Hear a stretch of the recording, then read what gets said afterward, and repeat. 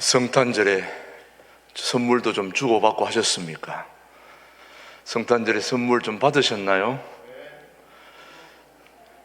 예수님을 선물로 받았으면서 시침이 뚝 떼고 안 받은 것처럼 이렇게 연말을 지나면서 우리 선물을 주고받고 하게 되는데, 저는 언젠가 새벽 기도 때 선물 받은 것이 기억이 나고 있습니다.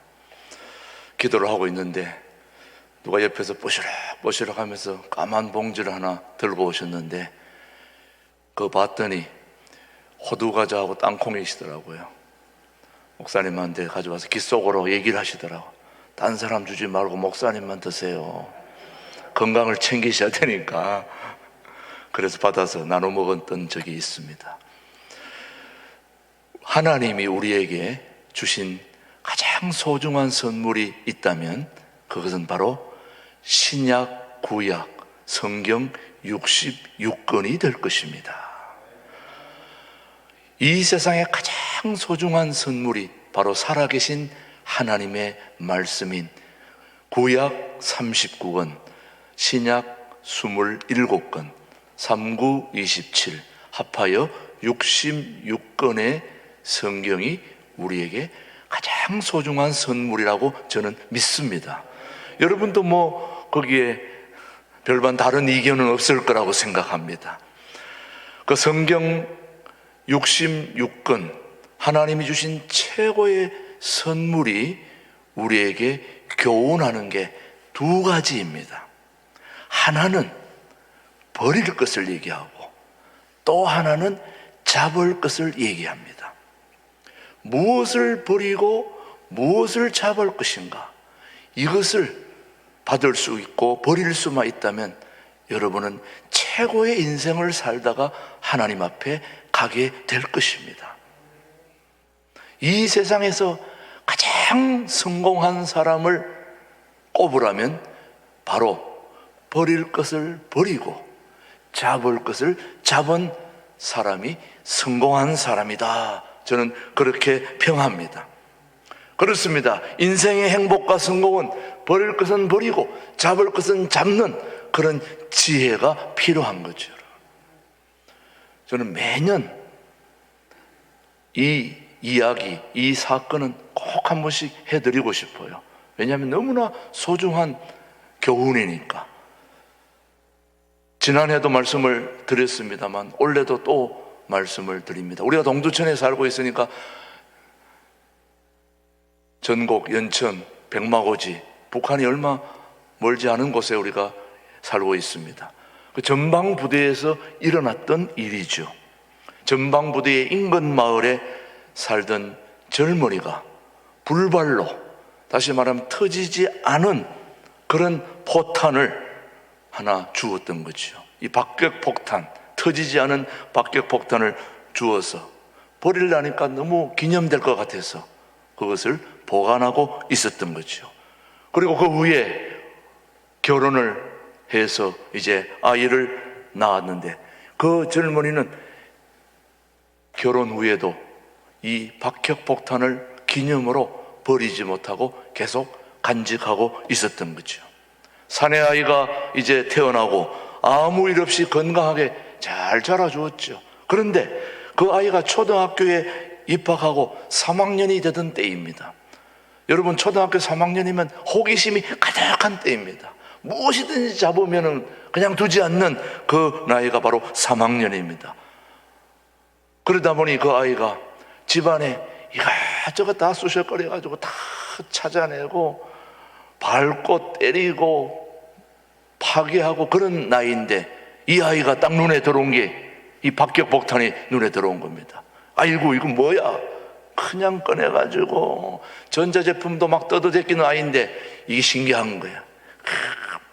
벤치를 가지고 비틀고 뽑고 뜯고 하다가 나중에 이게 안 빠지니까 그걸 들고 나가가지고 망치로 그냥 막 두드리다 보니까 이게 그냥 두드리다가 이 박격폭탄이 그냥 터지게 된 거예요. 그 터지자마자 그 자리에서 그 아이는 죽게 되고, 부엌에서 일하던 엄마는 뛰어나오는 도중에 그냥 전신불구가 되어버리고, 그래서 그것을 소식을 들은 아빠가 일하다가 불이 나게 뛰어 들어와서 집에 오자마자 대성 통곡을 하면서 진작 이것을 버렸어야 되는데 왜 이것을 못 버렸을까? 그때 이것을 버렸어야 되는데 이미 때는 늦어버린 거죠. 터져서 아이가, 그렇게 사랑스러운 아이가 죽고 아내가 불구가 되고 이런 상황에 되니 기가 막힐 노들 아닙니까? 이 실제 있었던 이 사건이 우리에게 주는 교훈은 명확합니다. 버려야 할 것은 버려야 된다는 것입니다. 버렸어야 되는 것이고, 버렸어야 100번 버렸어야 되는데 그걸 버리지 못해서 버릴 때를 놓쳐버리니 후회할 일이 생기는 거죠. 우리 사람들에게는 움켜쥐는 본능이 있습니다. 누구에게나 다 마찬가지입니다. 무엇이든지 움켜쥐고자 하는 것이 있죠, 여러분. 무엇이든지 조금만 그렇게 되는 거죠. 욕심으로 자기의 것을 만들어 놓고 보내는 것입니다. 일단 움켜쥐고 싶지 않아도 일단 움켜쥔 다음에 생각해 보는 것입니다. 될 수 있으면 더 다양한 것들을 많이 가지고 싶어 하는 게 우리 인간의 본능인 것입니다. 그리고 더 과관인 것은 내게 필요 없는 것이 있음에도 불구하고 사람들은 그것을 버리지 못하는 것입니다. 언젠간 필요하겠지, 언젠가는 쓸모 있겠지, 그렇게 생각하다가 그것 때문에 큰 어려움을 겪게 되는 거죠.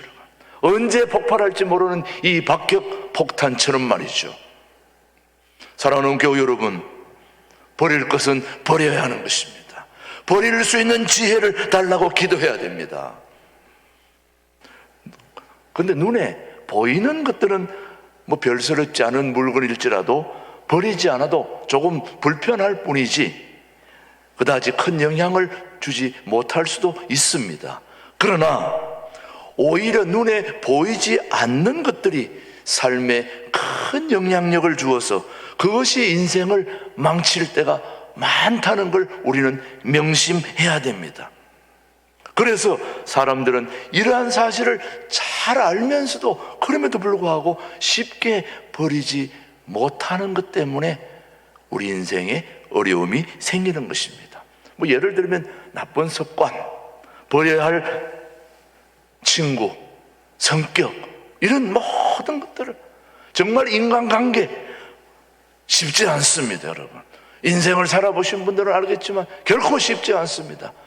그럼에도 불구하고 끊고 매듭을 짓고 해결할 건 해결해야 되는 것입니다. 자신에게 해가 되는 줄 뻔히 알면서도 선뜻 결단하지 못하고 또 결단을 하고서도 이기지 못할 때가 한두 번이 아니지 않습니까? 신앙생활에도 그렇다는 것이죠. 주님을 따라가는데 마땅히 버려야 할 것이 있으면 버려야 되죠. 잡아야 할 것이 있으면 잡아야 되죠. 그래서 오늘 우리 교우들이, 신앙의 선배들이, 믿음의 선배들이 어떻게 자신의 것을 버리게 됐는지 그것을 한번 살펴보면서 교훈을 밟고자 하는 것입니다. 오늘 우리가 2021년을 마무리하는 송년주일에 금년 한 해 동안 내가 지나오는 동안에 버리지 못했던 것들 버릴 수 있는 지혜를 주시옵소서. 잡을 수 있는 지혜를 주시옵소서. 그럼 우리 지혜로운 성도들이 되기를 주님의 이름으로 축복합니다. 하나님의 사명은 버릴 것을 버리는 그런 사람이 하나님의 사명을 이룰 수가 있는 거죠.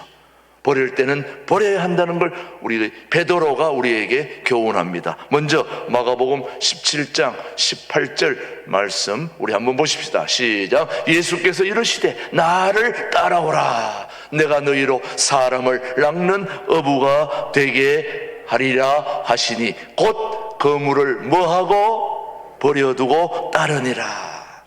여러분, 예수님의 수제자인 베드로가 그물도 들고 예수님을 따를 수 있을까요? 안 되는 거죠. 그물을 버려야 되는 것입니다. 내가 움켜쥐고 있던 이 경제의 끈을 놓지 않고서는 주님을 온전하게 따를 수 없다는 거죠. 왜?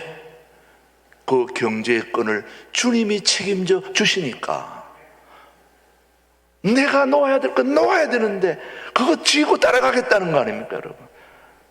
그래서 우리가 어려움을 겪게 되는데 예수님의 수제자답게 베드로는 가감하게 그물을 버려두고 예수님을 따르는 결단을 했기에 오늘 2000년이 지난 지금도 베드로 이야기를 하고 있지 않습니까?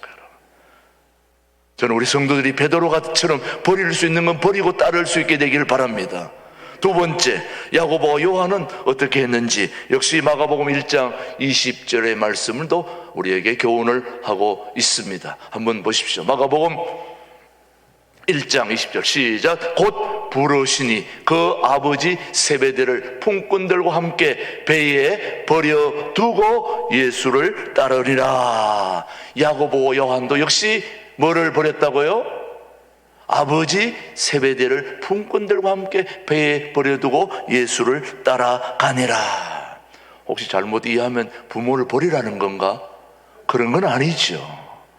여기서는 특수한 예수님을 향한 하나님의 특별한 사명을 지닌 사람들에게 하는 얘기지, 여기 있는 분들에게 부모 버리라고 그러면 그건 또 사이비 신앙이라고 또 이렇게 말할 수 있겠습니다. 그건 아닙니다. 여러분의 부모를 버리라는 건 결코 아니고, 여기 나선 사람 예수님의 제자로 나서려면 가족들과 부모들과 그리고 경제권과 모든 걸 다 버려두고 주님을 따르면 주님이 다른 사람을 통해서 그걸 해결해 준다 이 말씀이죠. 그건 하나님이 알아서 하실 일이고 우리는 주님을 따를 때 버릴 것은 버리고 따라야 된다 이 말씀을 하고 있는 것입니다. 자, 신약 성경의 3분의 2를 기록한 사도 바울은 그럼 어땠을까요? 사도 바울도 역시 예수님을 알고 보니 자기가 알고 있던 이전의 모든 것들이 다 배설물처럼 여겼다 그렇게 얘기했는데, 한번 빌립보서 말씀 한번 보십시다. 3장 8절입니다. 시작. 또한 모든 것을 해로 여김은 내 주 그리스도를 예수를 아는 지식이 가장 고상하기 때문이라. 내가 그를 위하여 모든 것을 잃어버리고 배설물로 여김은 그리스도를 얻고. 자, 여러분, 예수님이 최고라는 걸 알게 되면 나머지는 다 아무것도 아닌 것입니다. 그래서 그걸 버려야 된다는 거죠.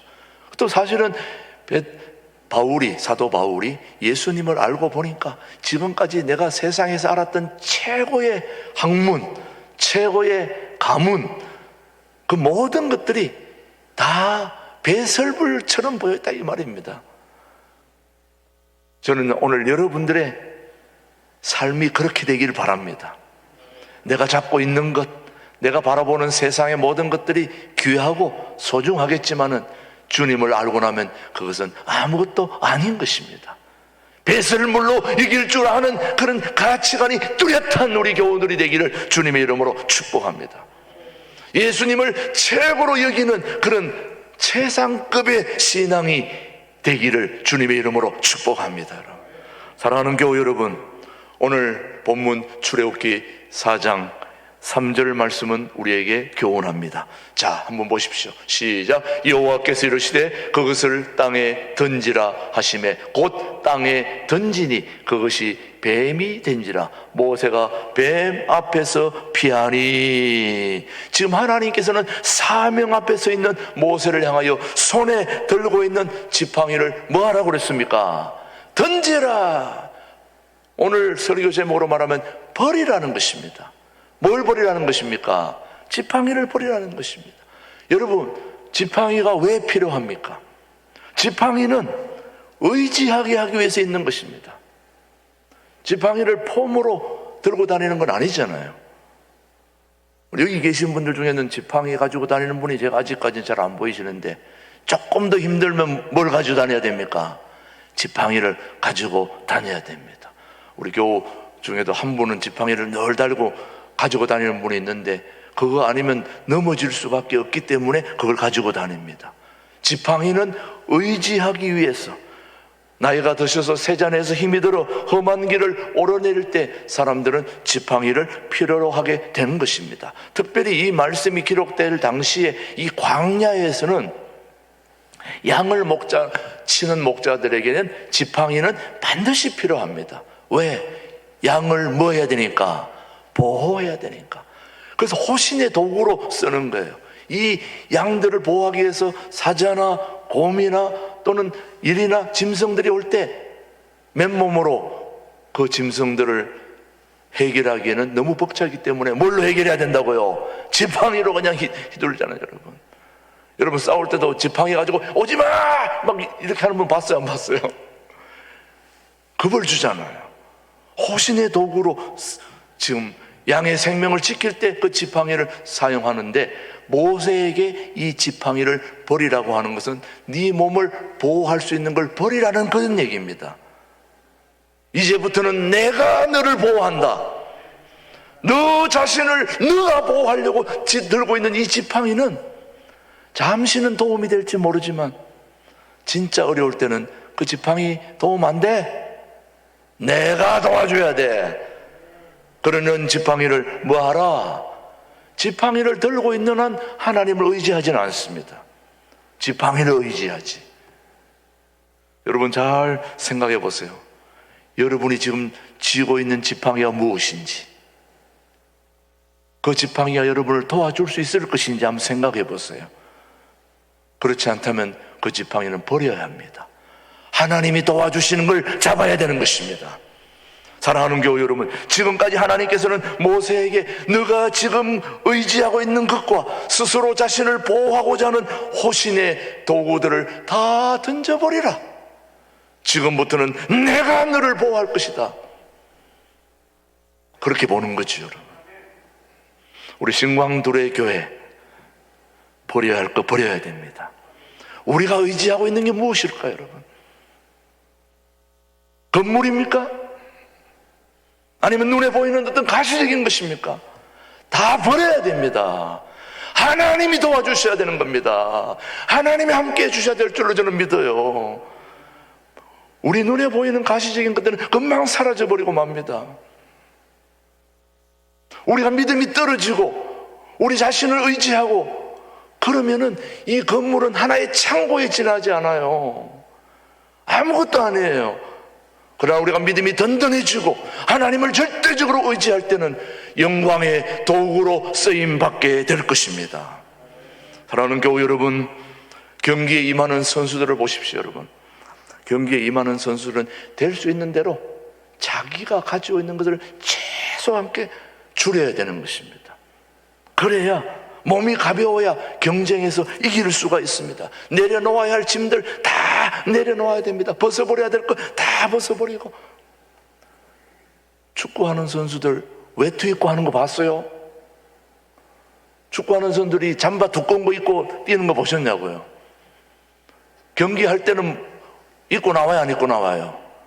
걸치고 나왔다가 경기할 때는 다 벗어버리고 뛰는 거예요.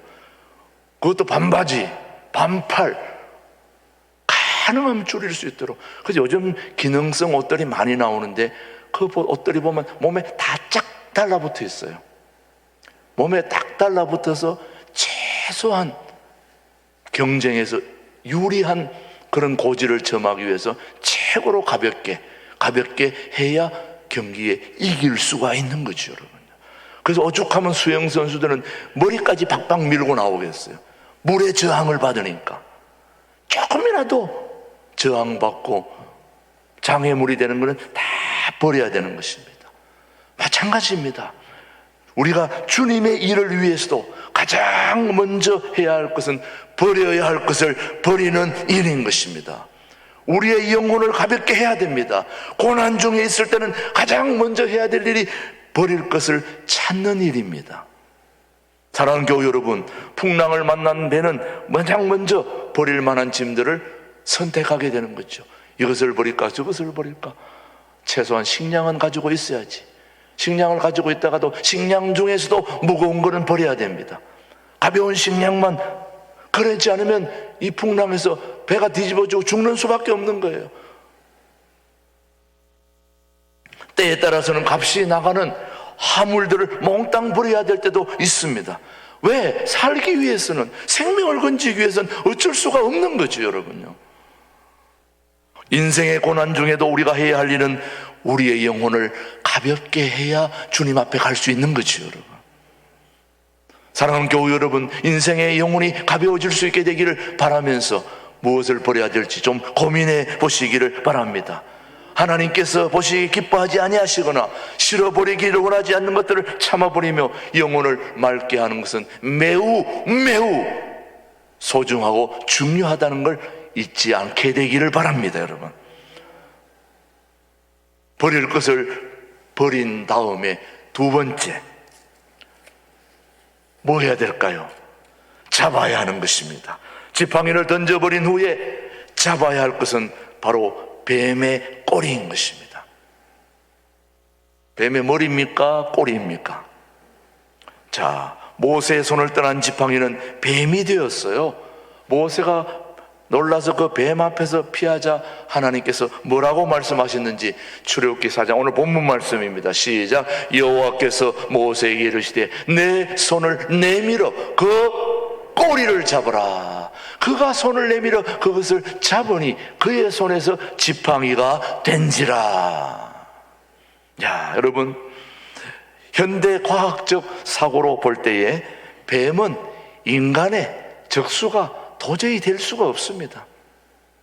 여러분, 뱀이 적수가 될 수 없습니다. 동물 중에 하나일 뿐입니다. 우리는 성경에 뱀이 사탄으로 나오니까 뱀만 보면 다 때려잡잖아요. 그 뱀이 무슨 잘못이 있어요?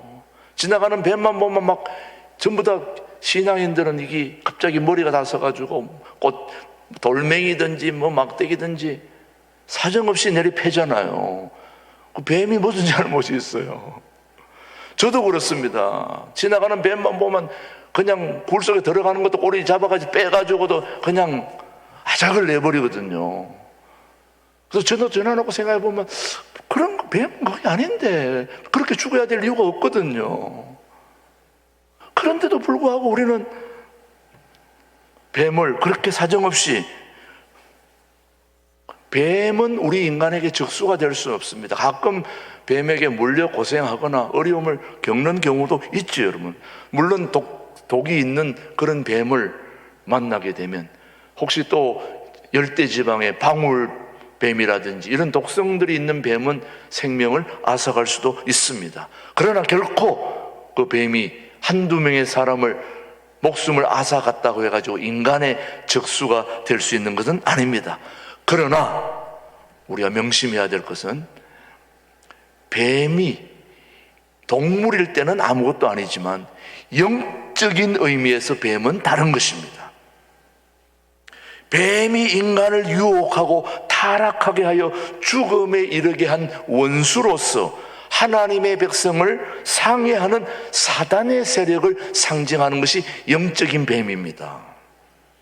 그 눈에 보이는 동물 뱀은 아무것도 아니에요. 그거는 동물에 불과한 거고, 그렇지만은 인간을 괴롭게 하고 또 인간을 해치고 상해하는 그런 사단의 세력을 상징하는 게 바로 영적인 뱀입니다. 그리고 오늘 본문에서는 하나님의 택함을 받은 백성인 이스라엘을 압제하고 못살게 구는 애굽의 왕권을 의미하는 것입니다.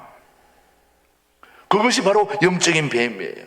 다시 말해서 하나님께서 모세에게 내 손을 잡아 꼬리를 잡으라, 내 손을 내밀어 꼬리를 잡으라고 그렇게 말씀하신 것은 단순히 동물의 뱀의 꼬리를 잡으라고 말씀하신 것이 아니라 현재 이스라엘 백성들을 학대하고 못살게 하고 고난에 이끌고 말로 다 할 수 없는 고역을 치르게 하는 애굽의 바로를 잡으라는 거죠. 그걸 지금 얘기하고 있는 것입니다.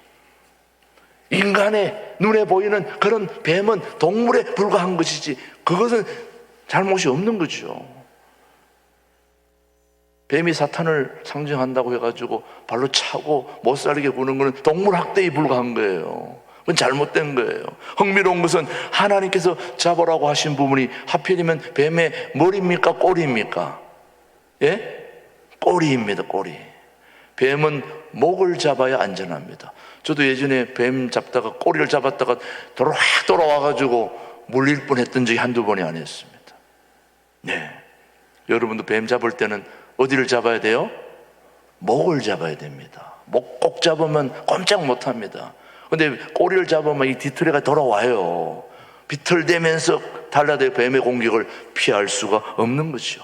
명심할 것은 뱀을 잡을 때는 반드시 목을 잡아야지, 뱀의 꼬리를 잡는 것은, 특히 방울뱀이나 이런 거는 뱀의 목을 잡지 않고 꼬리를 잡는 것은 나는 더 이상 이 세상에 살고 싶지 않다 하는 걸 알려주는 거예요. 저는 더 이상 살고 싶지 않습니다 하려면 뭘 잡아야 돼요? 꼬리를 잡으면 됩니다. 좀 살고 싶습니다 하려면 뭘 잡아야 돼요? 목덜미를 잡아야 되는 것입니다. 설교 말씀을 잘 들으면 살 방법도 있는 거죠. 꼬리 잡으면 안 됩니다. 목덜미를 잡아야 됩니다. 자, 명심할 것은 나는 살고 싶으니, 더 이상 살고 싶으니 목을 잡아야 되지, 더 이상 살고 싶지 않으니 꼬리를 잡는다, 이건 안 되는 것을 여러분 기억하시면서 오늘 본문 말씀은 우리에게 무엇을 교훈하는지 출애굽기 4장 4절을 다시 한번 우리 한번 보십시다. 시작.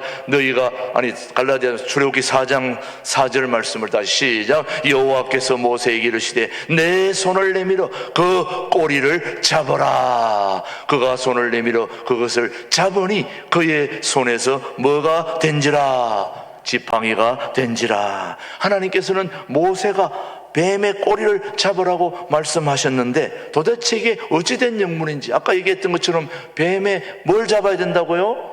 목을 잡아야 되는데 꼬리를 잡으라고 하는 것은 우리하고는 전혀 상식에 맞지 않는 말씀을 우리 하나님께서 하고 계신 것입니다.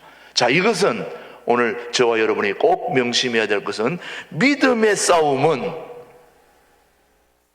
사람의 방법으로 되지 않는다는 걸 알려주는 것입니다. 오늘 하나님께 우리의 상식은 우리가 뱀을 잡으려면 꼬리를 잡으면 물리니까 반드시 목을 잡아야 되는데 꼬리를 잡으라고 하는 이유는 하나님의 의도가 있는 거예요. 하나님의 일은, 다시 말하면 믿음의 싸움은 사람의 방법으로 되는 것이 아니라는 걸 우리에게 알려주기 위함인 것입니다. 하나님의 방법으로 하라는 뜻입니다. 사람의 상식으로 통하지 않는 말씀입니다. 하나님이 명하신 일은 하나님의 방식으로 해야 되는 것입니다. 그래서 하나님의 방법으로 하지 않을 때 이런 모습을 두고 사도 바울은 우리에게 교훈을 하고 있습니다. 하나님의 방법으로 하지 않는 방법을 두고 갈라디아서 3장 말씀은 우리에게 뭐라고 말하느냐? 시작. 너희가 이같이 어리석으냐? 성령으로 시작하였다가 이제는 육체로 마치겠느냐? 이 말씀이에요, 여러분. 우리가 성령으로 시작했으면 뭘로 마쳐야 되는 거예요? 성령으로 마쳐야 되는데 성령으로 시작했다가 육체로 마치는, 육체로 시작했다가도 성령으로 마치면 좋은 것이지만은 성령으로 시작했다가 육체로 맞춰서는 안 된다는 걸 얘기해요. 그래서 하나님의 방법은 하나님의 방법대로 해야 되는 거예요. 하나님의 일은 하나님의 방법대로, 믿음의 선한 싸움은 하나님의 방법대로 해야 된다는 걸 우리에게 가르쳐주고 있는 것입니다. 하나님의 뜻에 따라 일을 시작했다면 하나님의 방법으로 이루어 가야 되는 거죠, 여러분. 사랑하는 교우 여러분, 그런 결과라야 하나님이 기뻐하지 않겠습니까? 저는 분명합니다. 우리 신광 두레교회 2021년을 마무리하면서 우리 교회의 모든 일들은 사람의 방법이 아닌 하나님의 방법대로 해야 됩니다. 그래야 하나님이 기뻐하실 겁니다. 조금 이게 마음에 안 든다고 해서 사람의 방법으로 선뜻 했다가는 큰 코를 당칠 것입니다. 하나님의 일은 하나님의 방법대로, 우리 신광두레 교회가 하나님의 방법대로 버릴 것은 버리고 잡을 것은 잡아서 우리 2022년에는 열매를 맺는 그런 한 해가 되게 됐기를 주님의 이름으로 축복합니다. 기도하겠습니다. 하나님 아버지, 우리가 일생토록 사는 동안 버릴 것과 잡을 것을 구분하는 지혜를 주시옵소서. 버릴 것은 과감하게 버리고 잡을 것은 신속하게 잡을 수 있도록 굳건한 믿음을 주시옵소서. 예수님의 이름으로 기도드립니다. 아멘.